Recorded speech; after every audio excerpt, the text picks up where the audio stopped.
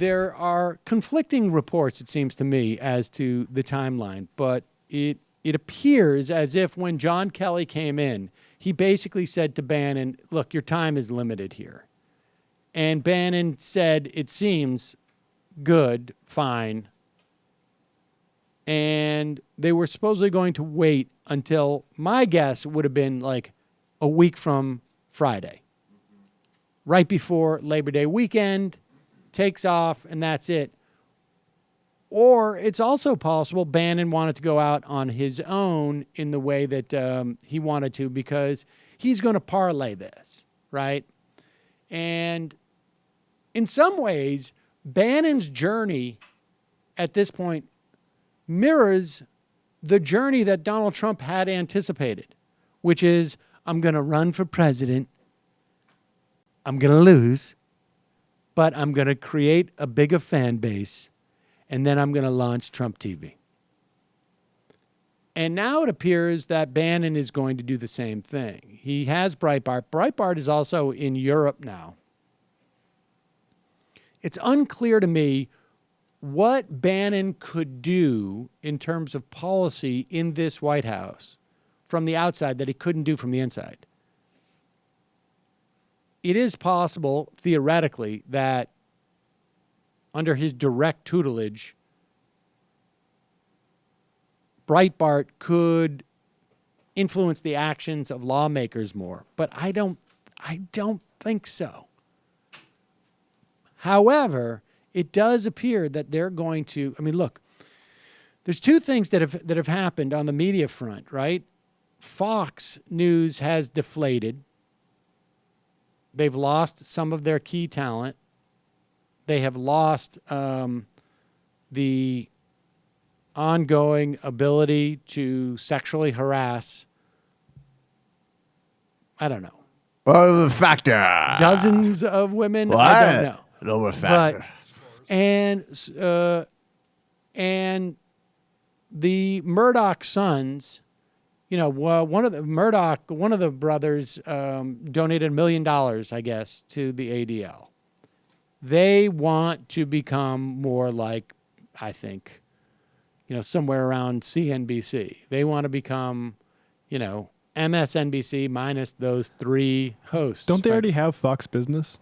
They have Fox Business, but I'm saying in terms of ideologically, Fox Business, I think they probably would want to be more like CNBC too. They want to strip the ideology and become just sort of more, you know, old school Republican, less conservative movement. That's the sense I get. And simultaneously, you have Sinclair Media, which, because of a deal that was struck between the Trump administration and Sinclair back in October, maybe even earlier, for Sinclair to get special access to Trump surrogates and to give fair coverage, right? Gotta be fair. Gotta be fair. Well, after the election, Sinclair hires Boris Epshteyn, a Trump advisor. Who is very fair. And then, very quickly, the head of the FCC, did I say SS? You kind of did. That's sort of terrifying. That's a different agency. The head of the Have a different portfolio in the FFC. government, yeah. Yeah, no, I know. I said it again just to see where I was going with that. The head of the FCC basically rules, and I don't know if this has been official yet, but it appears like it's going to be, that under a sort of a revised loophole, if you will, Ajit Pai has determined that, okay, here is the way that this works.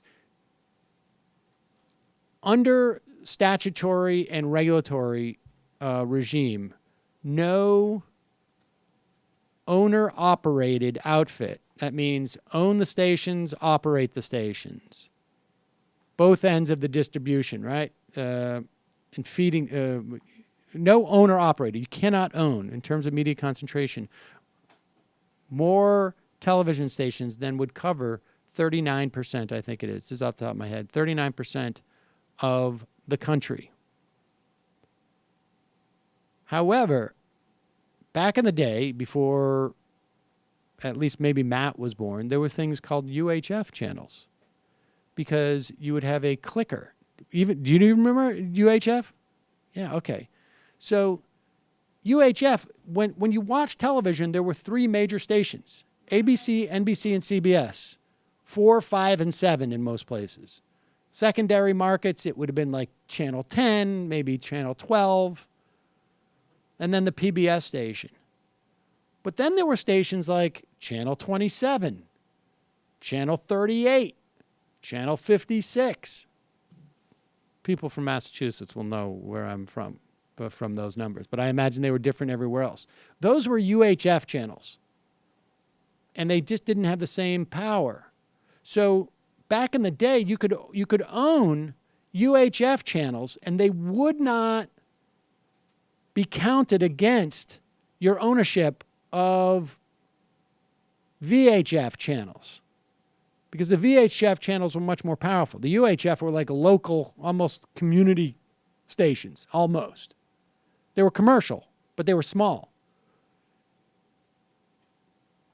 In this day and age, there is no difference between the reach of a VHF channel and a UHF channel because of cable. They are treated almost identically. The amount of available reception, viewing of those channels is almost identical. But Ajit Pai brought this back and basically downgrades how much those UHF channels count towards the 39% that Sinclair owns. So in reality, they're going to be in about 70% of the homes across the country. And right now, they're beaming in this like Boris Epshteyn stuff. And most people who watch these channels probably assume that this is just a local guy. And really, what they're getting is, this is just basically the same model that was used with Rush Limbaugh. We're going to have a national radio show, and it's going to be conservative, and it's going to go out there, but it's going to be on television. And there's going to be some type of deal between Breitbart and Sinclair. And you know, when you're talking about billions of dollars available from a guy like Mercer, people should be concerned. And it loops directly in with, I know you'll get to it, but the Alex Perrine piece on why Charlottesville is the future of the Republican Party. And like the programming that they will do is like the whole subtext game. It's just like the party. Fox barely did subtext. They were incredibly overtly Well, but this bigoted, is my point. But it's going to be gone with this network. The growth of the conservative movement, as we have seen and experienced, really up until Trump, was midwifed by right-wing talk radio and Fox News. And Drudge, frankly. And we're now going to see the next phase, which is much more virulent. And again, it's going to be the same dynamic where it's going to be under the radar because you don't have a Sinclair media that you can watch and have a sense of what people are people are watching locally. This is the same Sinclair media that did the John Kerry documentary on Swift and voting. this is the reason we have Citizens United. Right? And they were going to play. I don't know if Citizens United came from them, but that was a Hillary documentary that I think they were going to. But also the Gianforte, that station that would not play the video of the congressman throwing down the reporter. That just gives you a broad sort of sense of what they're willing to do, and that's now. you know, they drive traffic to Breitbart. Breitbart provides their reporting. I mean, there's going to be some type of relationship there.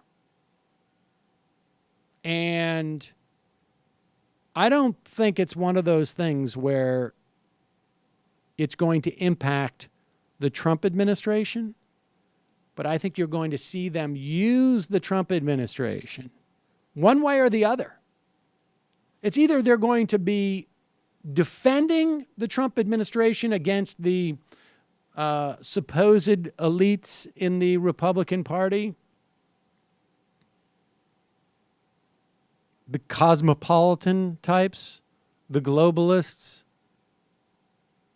They're going to use the Trump administration, regardless of what the Trump administration does, either in support or against it, to build a white civic nationalist movement in this country or build upon it.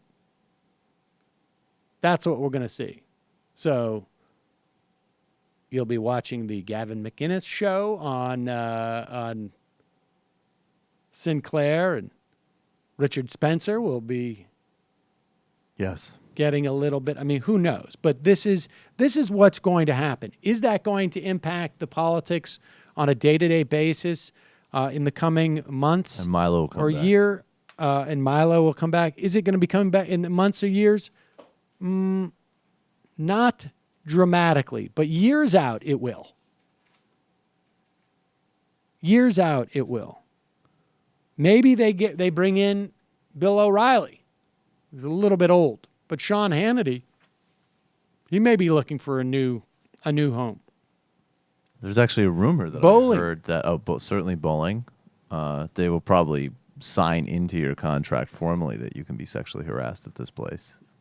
And I heard that It'll be like a how-to thing. Like their morning Right. show will be like, instead of like coming in and we're going to have somebody in to show us how to bake something, this is going to be all the ways to cover your tracks. right, there won't be any of the like Fox News like let's look at a bunch of like swimsuit models, but wag our fingers. There'll be no subtext. But I read a rumor that Gavin McInnes might be leaving that Rebel Media place in Canada because another contract is on offer. So maybe I have a that's related feeling to he's going to this. end up maybe either with what's his face, Alex Jones. Alex Jones. Oh, that would make sense.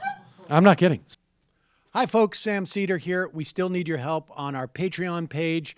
YouTube ads have come back, but not nearly as much as we had before. So if you can help us out, any little bit helps. Head over to our Patreon page right at this URL, and you'll help us keep helping you by making videos